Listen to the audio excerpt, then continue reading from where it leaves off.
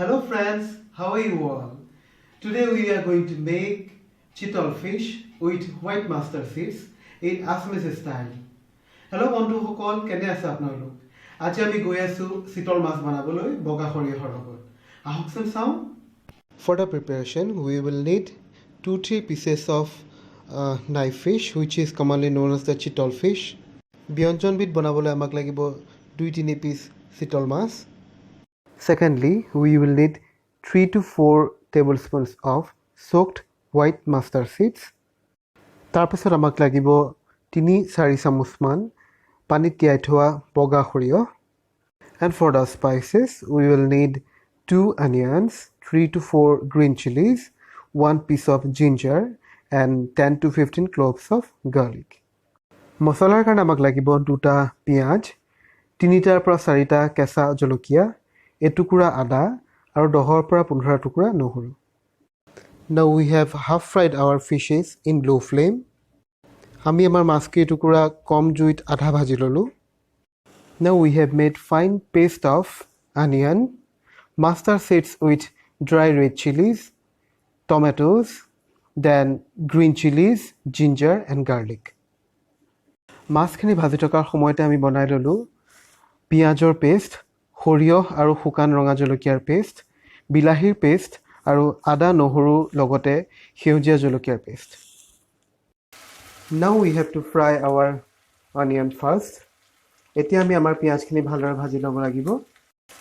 Now we have to add our ginger garlic paste. এতিয়া আমি আমাৰ যিটো আদা নহৰুৰ পেষ্ট আছিলে সেইটো ইয়াত মিক্স কৰি আকৌ এইখিনি মিলাই ভাজিম. As you can see that our mixture paste is nicely fried, so we can add the mustard seeds paste now.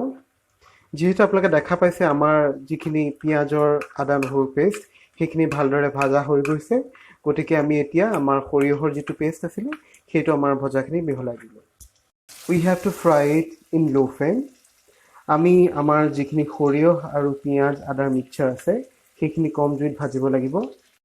5 মিনিটমান ভজাৰ পিছত আমি এতিয়া আমাৰ যিখিনি বিলাহীৰ পেষ্ট আছিলে আমি সেইখিনি মিলাব গৈ আছোঁ. Now we have to mix the tomato paste with this fry. Now we have to add turmeric and salt according to our taste. এতিয়া আমি হালধি আৰু নিমখ ইয়াত মিহলাই দিলোঁ আমাৰ টেষ্টৰ অনুসাৰে. Now we have to add a cup of lukewarm water. এতিয়া আমি কুহুমীয়া পানী 1 কাপ মিহলাই দিলোঁ. As you can see that our mustard mix is started boiling, so it is the time to add the fishes.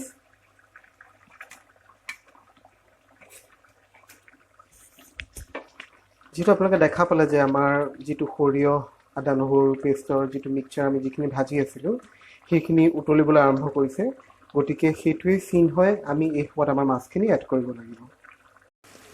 As you can see that the curry become half of its original size, so we can stop our flame now.